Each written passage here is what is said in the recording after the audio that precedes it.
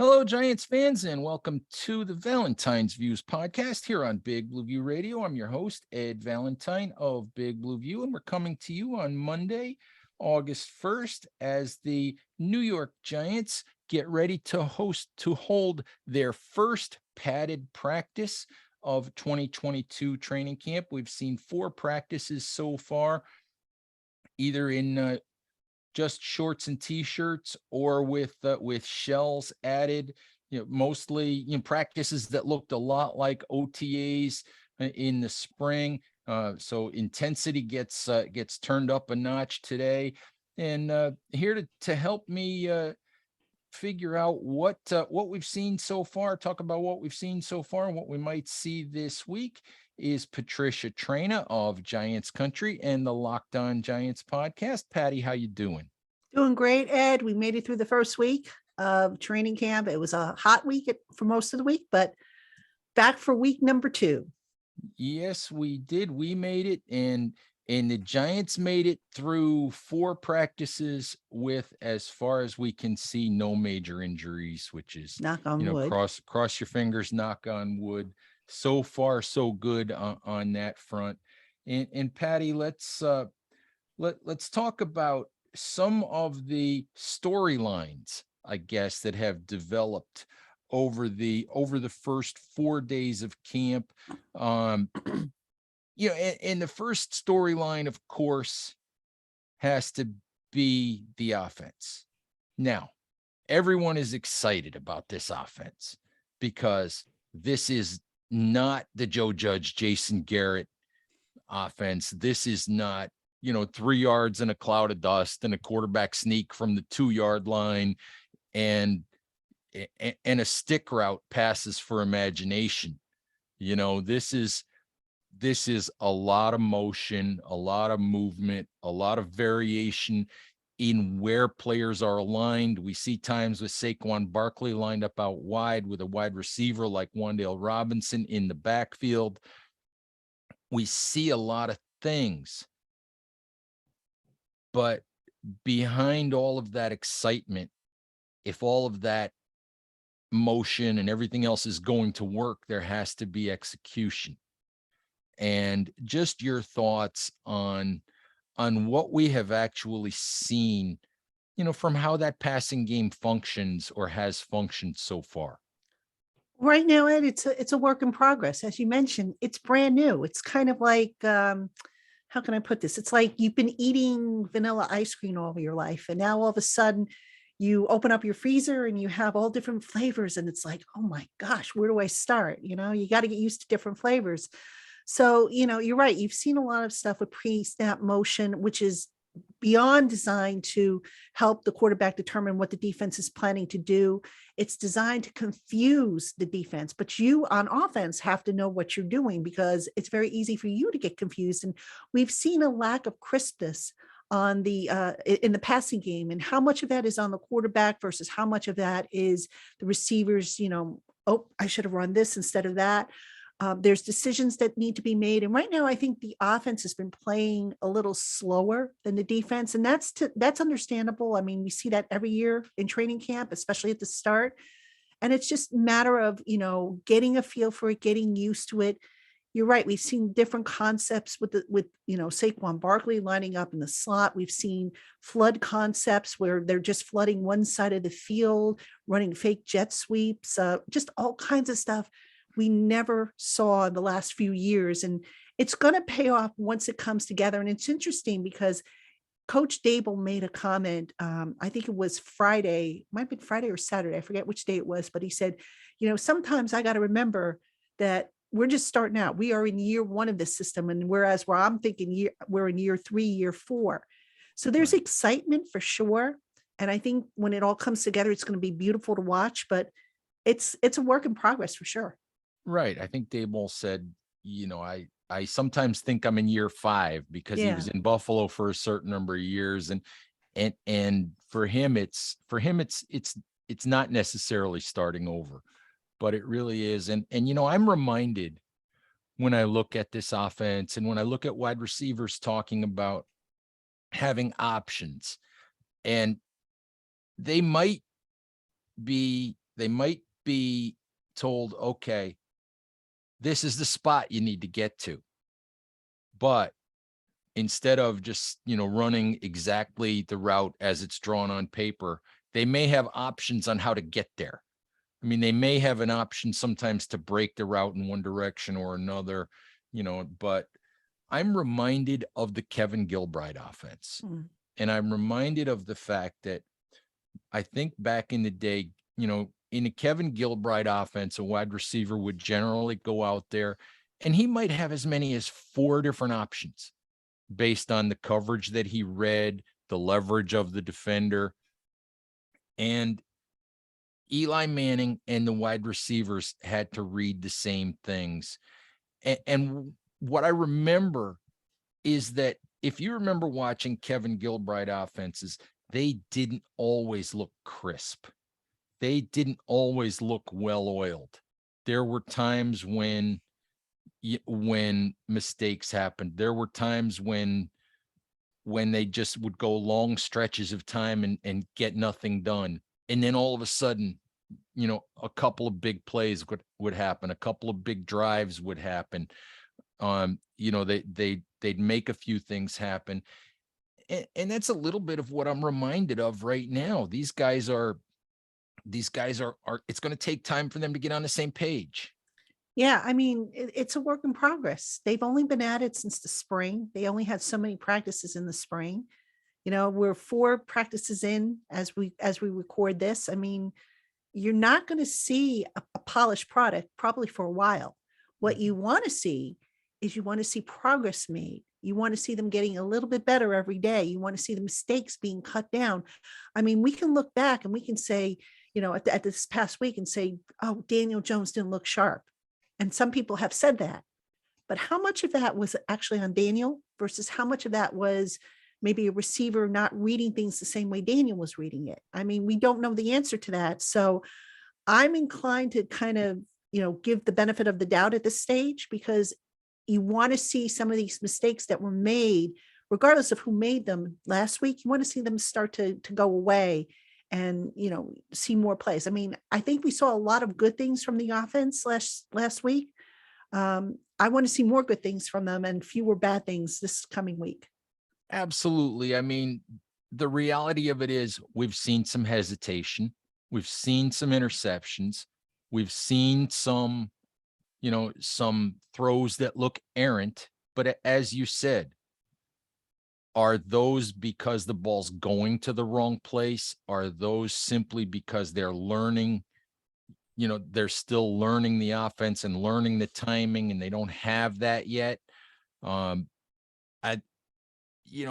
Brian Daboll likes to say, let's all not be instant evaluators. Let's give guys a chance to go through camp and see how things develop. But you do need to see better than what we've seen the first few days. Yeah, absolutely. Not that stopped any of us from being instant evaluators, by the way, but what fun would that be, right? Why would it, Patty? Exactly. Why would it? Exactly. Who would read our sites? Who would listen to our shows? Well, I would think they want to listen to us because we're so cute. Patty, oh dear Lord. Or one for me, folks. Patty, let's do this. We're talking about the offense. We're talking about Daniel Jones a little bit. Daniel Jones coming off the neck injury, all of that. Just what does Daniel Jones look like to you? Does he look fine to you? Does he look like, like the Daniel Jones that we know? Well, I don't think we know who Daniel Jones is, if you know what I mean. Well, yeah, we sort of know that he's a milquetoast guy and doesn't give us a whole lot, but how does he look to you at this point?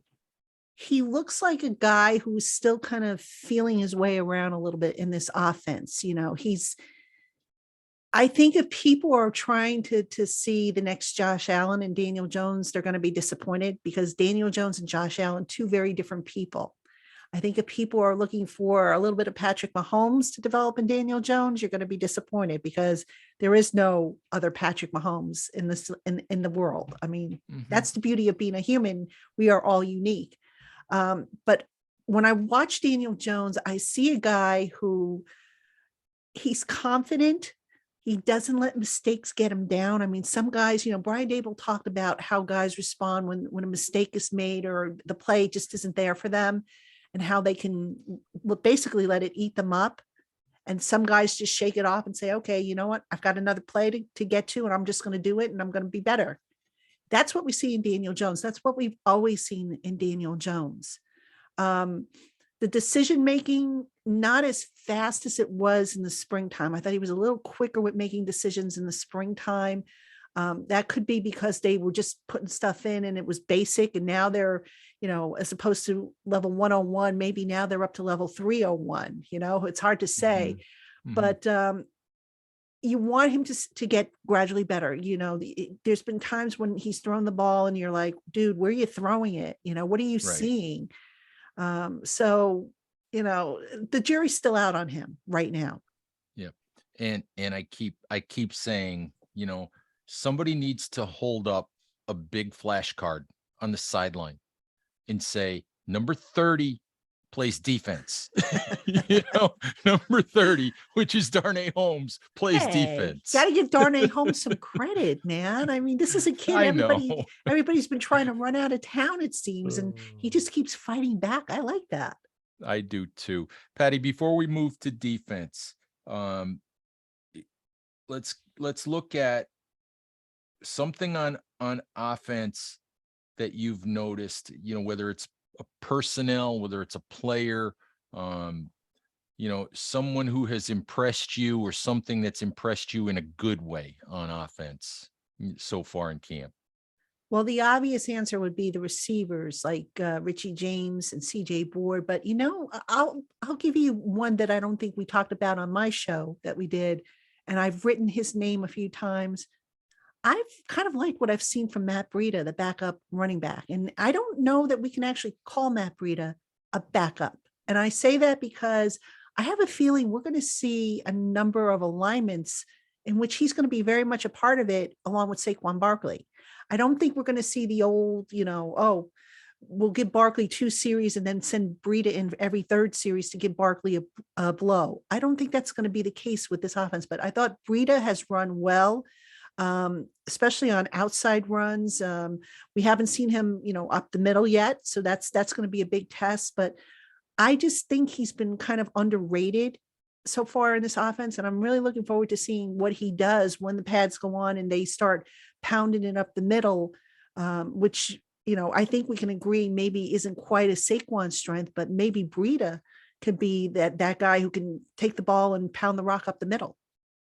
All right. And one thing, Patty, one thing that has that you've looked at in a negative light so far on offense, or something that has bothered you through the first 4 practices. The backup center situation. I mean, look, again, they haven't been in pads. I get that.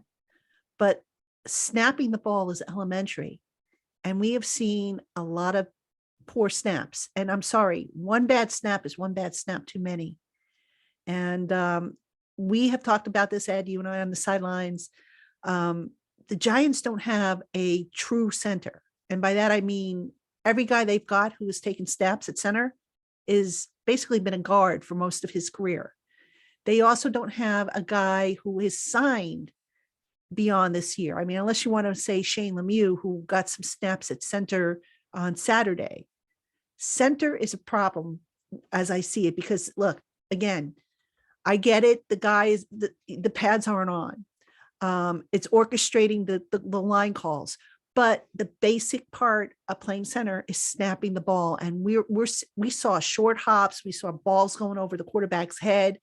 You bobble that snap, you botch that op, and guess what? You've just given the defense an added advantage to get to you and blow up the play. And that to me is, I think, one of my biggest concerns with this offense that I've seen so far. You know what else happens when you have bad snaps too, Patty, is you open up your quarterback to getting hurt. Exactly. There Exactly. was one snap the other day that was dribbled to Daniel Jones, and I don't know who the edge defender was who came flying off the side, but Daniel was sitting there fumbling around trying to pick up the ball, and I know that in a game situation that that player had a clear shot at the quarterback, I and think it that was Thibodeau. it I, might have been I Thibodeau, think it was him.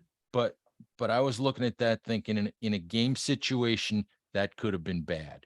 So Yeah. so yeah, I definitely agree with you there that that backup center is an issue. I mean, cross your fingers and hope that you don't need one, Right. but I think we've seen that quite you need quality backup players pretty much everywhere. And it's a position that for whatever reason they really didn't address. I mean, they tried to address it with guys who have done it in their careers, but I would feel a lot better if they had a guy who has done it going back to college and it isn't necessarily, a converted guard who is now trying to learn the position. I get it. You have to be versatile. You have to be able to play multiple positions in today's NFL. But, some guys are always going to be naturally better at one position versus the others.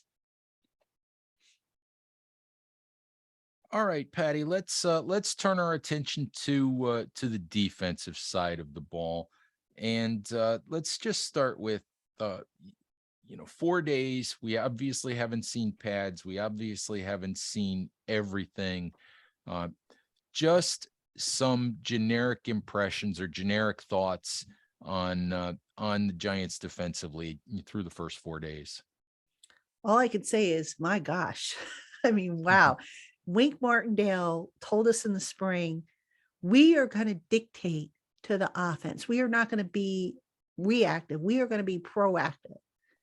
And I have seen some creative looks with, where you have two down linemen, for example, and then maybe you have a defensive backup on the line.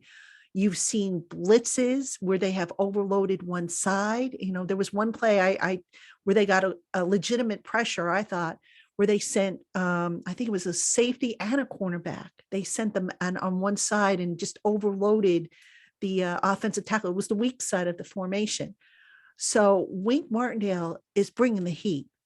I mean, he's not playing around. They're moving guys around, and I also thought it was interesting that Xavier McKinney is now "quote unquote" the quarterback of the defense. Um, it tells a lot about maybe what Wink Martindale is going to be doing with personnel. I mentioned, we saw some defensive backs come up on the line in some formations and whatnot. You almost get the impression that maybe the inside linebacker spot isn't going to be an every down type of spot for the Giants, that you're going to see more defensive backs because it gives you more flexibility. It gives you the ability, you've got guys in coverage and you've got guys who presumably can handle the run defense. So just real, a lot of creative concepts by Wink.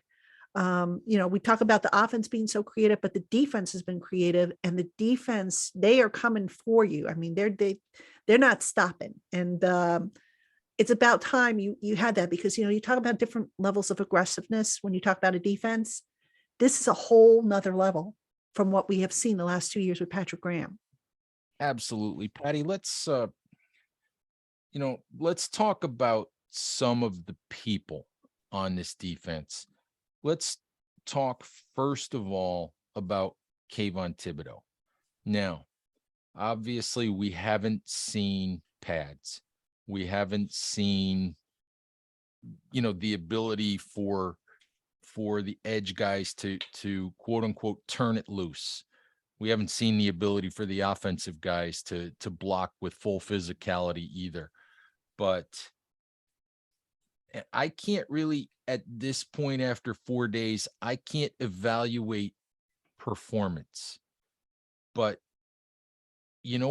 what I have been impressed by about Kayvon Thibodeau is simply the way that he has worked. We Mm. saw in the spring that he's a big personality. We've heard him talk. We all saw his combine interviews. We know his background. In the 4 days of practice so far, Kayvon Thibodeau has been very quiet. He has just done his work. And I'll be really honest with you, I've been impressed by that.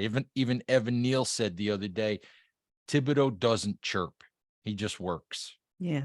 And I don't know about you, but for me, I take that as a very positive sign. Absolutely. I mean, how many times have we seen it, Ed? We've seen rookies come in who were, big shots in college, and they come in and they think Mhm. they're going to be big shots before they ever set foot on a regular, on a gridiron in a regular season game. Kayvon Thibodeau has been the opposite of that. He's come in, he's put his head down, he's gotten to work. He missed, most of the spring because of that injury that he had. So he's maybe a little bit behind. He's trying to get caught up. And that's admirable. That shows maturity. You can sit there and you can chirp if you got the goods to back it up. He right now at the NFL level doesn't have the goods to back it up. In time it'll come. And I like that he has put his head down. He's working. He's, listening to his coaches, his teammates. He's trying to get himself better. Um, if he stays healthy, I think he's going to have a solid season. But I'm glad that he's not standing up there saying, "Oh, I'm going to be the rookie of the year," or "I'm going to do this," or "I'm going to do that." No, just focus on each day getting better and just contributing to the greater thing. This isn't the Kayvon Thibodeau show. This is the New York Giants show. He knows that, and I tip my hat to him because we've seen guys come in here with big personalities that have tried to take over, and it Mhm. doesn't work. Patty, I want to ask you your thoughts on another one of the Giants' young edge rushers, guy who I think had a really, really good, first 2 days of practice, and at least, and that's Ellerson Smith, a guy who didn't have a training camp at all last year. Didn't practice at all until week 6 of last year because he was on IR, I believe, the first half of the season. Um, just your thoughts on what you maybe have seen from Ellerson Smith so far, and whether you think he could, maybe push somebody like Quincy Roche or someone for some rotational snaps on defense. Yeah, Ellerson Smith, I think what we have to remember, excuse me, I think what we have to remember with him is when he came out of college, his final year of college, his final college season was canceled because of the pandemic. So he comes to the Giants and he gets injured and doesn't really get a whole lot of work on the field. So basically, he went over 2 years without really playing consistent football. So what does he do? He comes in the off season, and I don't know if you noticed that, but he looks like he's added some bulk, especially on the upper part of his body. Looks quick off the Patty, I snap. was just going to say, I stood next to him the other day, and you know, I'm I'll be 62 years old in a few days, and I'll be honest, I'm not as tall as I used to be, but he was like looking up at a massive redwood, you know. He's 6'7". I would hope Yeah. so. But just again, I mean, you could tell he really put the time in the off season to reshape his body to get stronger, which he needed to do. Um, and you're right. He has gotten first team reps. Aziz Ojulari has been sidelined. He's on the NFI list with the hamstring. And even going back to the spring when Thibodeau was sidelined with his injury, you saw Ellerson Smith getting those reps, a lot of those reps that might have gone to Thibodeau. So yeah, this is a kid who's been taking advantage of the opportunities. Now, again, the big thing for me is how's he going to hold up against the run? I think, is he going to be able to shed blockers? But from a pass rushing perspective, been very impressed by what he has shown. He could potentially cut into some of Quincy Roche's snaps. Quincy Roche so far has been kind of quiet in that regard. It's early, but he's been quiet. But I think the guy that's going to have to, hope for a miracle might be O'Shane Zimenez at this point. But Ellerson Smith, I think he is on a good track to become, like a solid third edge rusher. And you look back at, and I say this all the time, the 2011 Giants, the 2007 Giants were at least three deep on edge rushers. We can't say that about the Giants of the last few years. They've been maybe one deep, two deep, if that much. But when there's an injury and you don't have at least three deep, you are playing at a disadvantage. I don't care what defense you run. You need at least three solid pass rushers. Ernie, of course, he used to say you never have too many pass rushers.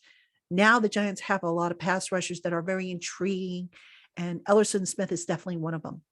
All right, Patty, we can't really judge interior line play, so I'm not really going to ask you about interior line guys other than, we talked about those two edge guys. We can see, we've been able to see a little bit of them. But one more guy I wanted to ask you about, just an initial impression of what have you seen from Aaron Robinson the first 4 days, other than the fact that it's pretty darn obvious that he can't wait to hit somebody. Oh, yeah. Physical guy. Absolutely. Aaron Robinson is playing like a man possessed. And I mean that in a good way. He is competitive. He's determined not to be beaten by a receiver. Maybe he's a little too aggressive, considering that it was, no pads and no live contact were allowed. And I think a couple of times he might have even gotten an earful from the coach because of that. But I like what I have seen from him. I've seen him take good angles. I've seen him, not get fooled by the offense and what they're doing. He's been patient back there. Just a lot to like about what Aaron Robinson has shown. He, of course, is competing to replace, not replace, but fill that vacancy that was created by James Bradbury being cut. I like the combination of Adoree Jackson and Aaron Robinson as the outside cornerbacks. People always ask me, "Oh, are you still worried about the cornerback situation?" The more I see of Aaron Robinson, the less I'm worried about that particular spot. The more I've been seeing of Darnay Holmes, the less concerned I've becoming about that spot. I'd like to see some of the depth kind of, really step up and totally wipe out any concerns I might have about the cornerback spot. But safe to say, I feel a lot better about it now than I did maybe going back to the spring. Yeah, Aaron Robinson. I mean, none of that is to say that he's a shutdown guy and he's not occasionally giving up completions, but what you can say is that even when he does give up completions, he's competitive. He's fighting for the ball. He's fighting to make the stop. The play that Kadarius Toney made on the first day of